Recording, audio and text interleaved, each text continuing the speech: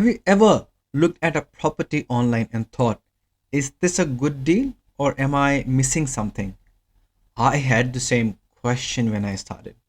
In today's video, I'll walk you through exactly how I analyze a property deal step by step using free tools and simple calculations that even I can do it. Plus, I will also drill down into suburb selection because that is where most people get stuck.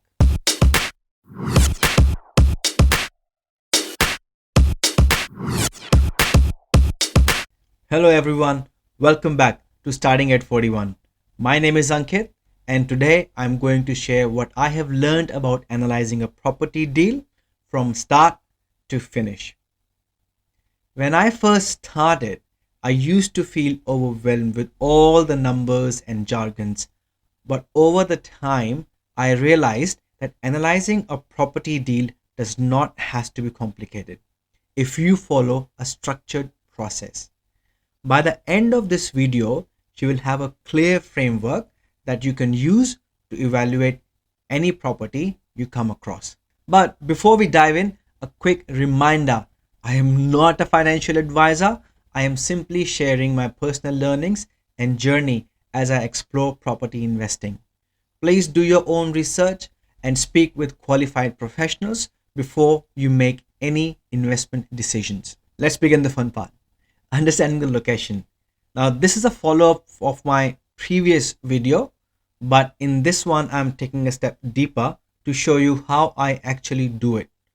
I personally focus on regional markets where rental yields are stronger, but this really depends on your risk appetite, right? And I usually start with domain.com and head to the research section to filter locations that sit within my budget because there is no point spending time on suburbs that I cannot afford, right? Before even going into this detail, I highly recommend that you speak with your mortgage broker. They can help you understand your borrowing capacity, deposit requirements, etc. This step gives you a clear idea of your budget so you know which suburbs you can realistically consider. Once I have a rough budget, I check vacancy rates. It should ideally be below 2%. Days on the market, shorter usually means stronger demand. Job and infrastructure growth to future proof the suburb. Rent growth trends, are the rents rising or are they flat? Supply versus demand balance. I have also started to talk with local real estate agents to understand tenant demographics and what type of properties actually rent quickly. Now, this is a step which many beginners skip, and I also never used to consider this, but it gives you a real on the ground insight. I align all of this with my strategy, starting with cash flow rich properties so I can build my portfolio faster. In this section, I'll move on to a screen recording where I will be showcasing you the tools that I'm using currently for my learning and my analysis.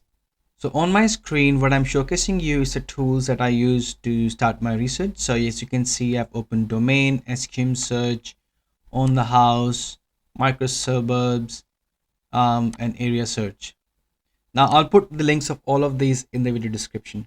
So where I start up with, when I go to domain, of course, you have to log in first to get all the information. I go to the research section and here's a section called find affordable suburbs. As you can see, it'll ask me a few questions. Okay, now, okay, let's say I'm going to find in Victoria, Ballarat, and then say continue. It has given me some information. I think I'm kind of okay with this information. I'll say continue to show me the properties. I can even filter it out. I can say, okay, I'll just want the house, maybe 3 bedroom, and then continue. So this is where it is showing me the information. Now I can switch back to the list view as well. Now you can see all of these suburb with our criteria. Let's take an example of Ballarat, right? Brownhill. So now we know that we want to explore this Brownhill further, and then what I do is I go to SQM. So what is it? It's 3350. I go to this one 3350. I click on go in SQM search. And right now I'm in the residential vacancy rate. So generally the vacancy rate should be under 2%. So as you can see uh, from 2024 mid to this, it's less than 2%. So that's good. Now we also have to see for asking rent whether the rent is been increasing or decreasing. As you can, I'm only interested in houses, 3-bedroom houses. So let's only focus on 3-bedroom houses, which is the dark blue. Yeah, so the rent dropped here, but it's on the upward trend, so that's good. You can also see some figures here, like in 3-bedroom. So in last 10 year, the rent has been up. So there's a per annum change is 4.7%, which is a good indicator. Same for the 3-bedroom houses that I'm after. It's a good indicator. 3 years, 3.4%, 7 years, 4.2%. That's good. Now let's take a look at the asking sale price. How is this trend going? Now one is chart, but I think for me it's much easier to look at this chart below, table below. In the last 3 years the change is 3.3%, but in the last 10 years the change is about 7.4%. So that's good. Weekly rent listing, stock on market. I think we should also check stock on market of how is it looking. So over 180 days, there are quite a few over 180 days here, but there are quite a few which have been sold under 30 days. So we don't know what has happened there. It could be, there could be various reasons behind it. We just need to take a dip and find out what has happened there. Let's go to micro suburbs. This is Brown Hill.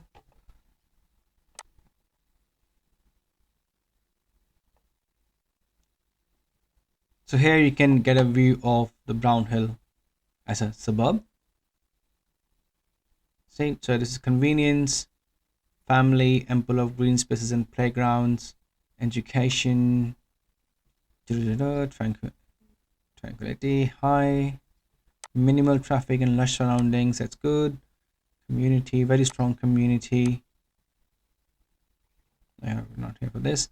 Market insights. Okay, because this is a free version we are using, we'll not get the full report, but we can just say what we are here to see. So this trend is increasing.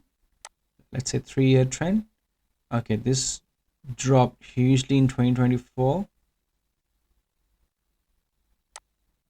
Sales volume has been decreasing less than in the last 3 years. Rent prices in the last 3 years. This has decreased. I don't know what has happened in the last 6 months. Current market insights for the houses. It's in for Brown Hill and then Ballarat. So rental yield is at 3.7%. Average is 41 days on market. Median rent is 424. Street level data for houses for residential. So you can say that the growth is 122% from 2016 to 2026. Renters are 18%. Okay, this has gone down, this has gone down, this has stayed. Oh, I can't get the full report because it's free version. Development. So what's happening in Ballarat? Okay. As you can see some more information on what's happening in the Ballarat. I'll not go into detail. I'll let you to explore this further. So this also gives you what comes in the school catchment area. Depending on which street you will go, you can see which school the house will fall into. Demographics, population pyramid. This will give you age-wise pyramid. Population growth in the last 5 years. What are the main occupations like admin staff, community and personal services? The majority are the professional with 33%. That's good. Healthcare is 22%. So median income is $91,000. which is above average score, which means it's good. People can easily afford the property they are here for rent, which is good, which means people are able to afford the property.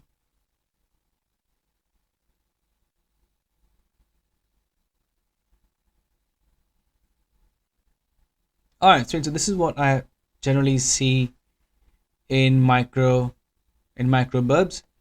So now let's move to area search. Now postcode was 3350. Let's say Brown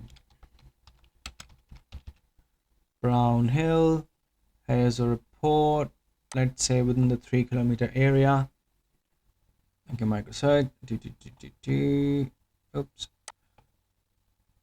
The following analysis was taken in a 3 kilometer radius. I care about the area.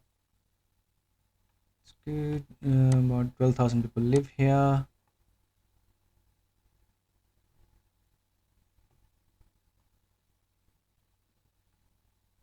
East.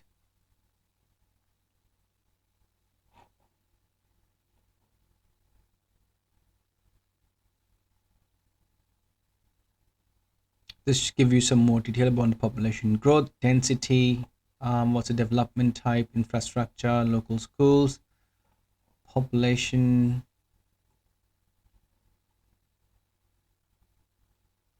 latest population. What I'm interested here is in the development work, right? So, what is the development work proposed here? Detached house approvals is 84%, which is a lot. People are developing, but that's detached house. Attached and other approvals is 15%. Average annual is 54. Total 5-year approvals is 270. Now what we have to do is we have to go back and take a deep dive into what these approvals are for. Now we can find all of this information from the local councils. Now this is where you go and talk to the council members to see what these approvals have been, or you can also search their website, web page, or any other links that they give to you. Of course, they will not give you much information on the names and everything, but they should be able to tell you what type of approvals are these. So approval per 1,000 people in 2 years is 4.8, it's 5.6. It's kind of okay.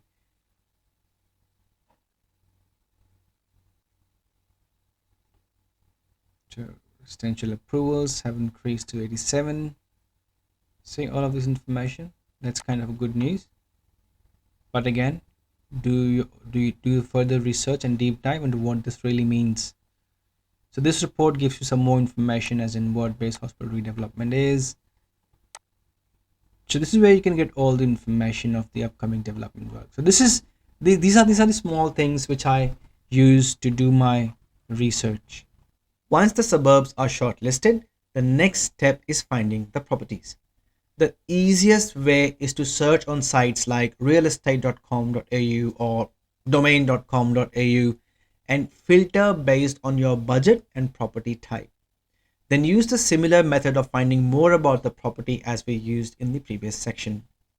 Things to look at are at whether the property is in the bushfire zone, flood zone, is it on the main road with heavy traffic, what does the zoning looks like, is there any proposal of residential complexes coming in the area, what are the schools, where are the schools, power lines, shopping center, etc.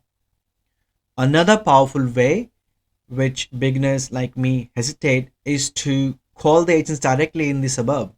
Sometimes agents have the properties that are not yet advertised. These are called off market properties. Now building this relationship with local agents help you to access these deals early. You can find agent details online and even check who the top performers are in that suburb.